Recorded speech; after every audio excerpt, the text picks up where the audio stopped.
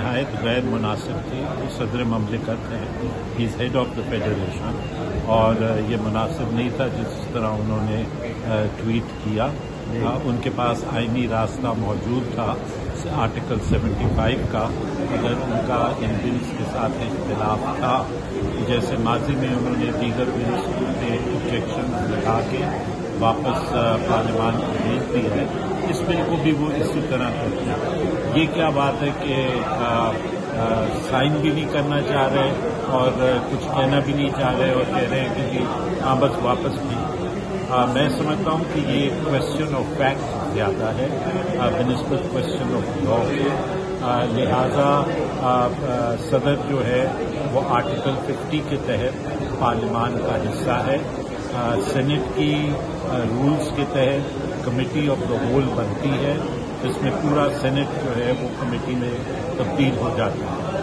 President کو اس committee کے سامنے پیش ہونا چاہیے, اور جو متعلقہ ان کے افسران ہیں جن کا تعلق اس ایپیسوڈ سے ہے, ان کو وہاں پہ پیش ہونا چاہیے, اور اس کمیٹی کو پوری تحقیقات کرنی چاہیے کہ ایکچوئل فیکٹس جو ہیں وہ کیا ہیں. اور اگر یہ بات ثابت ہوتی ہے اس انویسٹیگیشن کے اندر کہ پریزیڈنٹ نے مس ریپرزینٹیشن کی ہے, تو پھر president should be proceeded against under the constitution and the لا.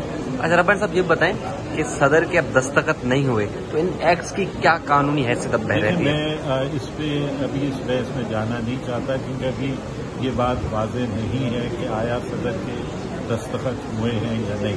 کیونکہ ایک بریتھ میں صدر کہہ رہے ہیں کہ میں نے دستخط نہیں کیے, نیچے وہ کہہ رہے ہیں کہ جی میں معذرت خواہ ہوں ان لوگوں سے جن کو یہ افیکٹ کرے گا. تو یہ بات سامنے آنے دیں. آرٹیکل 75 بڑا کلیئر ہے اس اچھا سر, اگر ٹویٹ کی کیا قانونی حیثیت ہے؟ اگر کل کو صدر آ کے کہتے ہیں کہ یہ ٹویٹ بھی میں نے نہیں کیا, میرے اسٹاف نے کیا ہے, تو کیا ہوگا؟ جو حالات چل رہے ہیں اس میں تو کچھ بھی ہو سکتا ہے.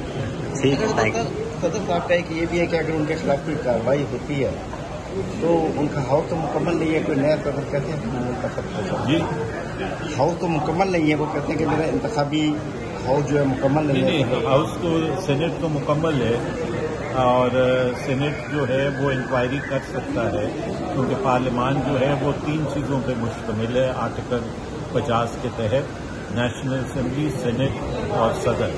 اور سینٹ جو ہے وہ مکمل ہے, سینٹ فنکشنل ہے, سینٹ انکوائری کر سکتا ہے. امپیچمنٹ کی جو اگر امپیچمنٹ کی بات آتی ہے تو وہ جب تک نئی نیشنل اسمبلی نہیں ہوتی وہ ایک الگ مسئلہ ہے. لیکن اس میں پھر مسئلہ یہ بھی آئے گا کہ غالباً 9 ستمبر کو صدر کی ٹرم ہی ختم ہو رہی ہے, تو آیا امپیچمنٹ ہو پائے گی یا نہیں, تو بہرحال وہ ایک الگ مسئلہ ہے. Thank you sir.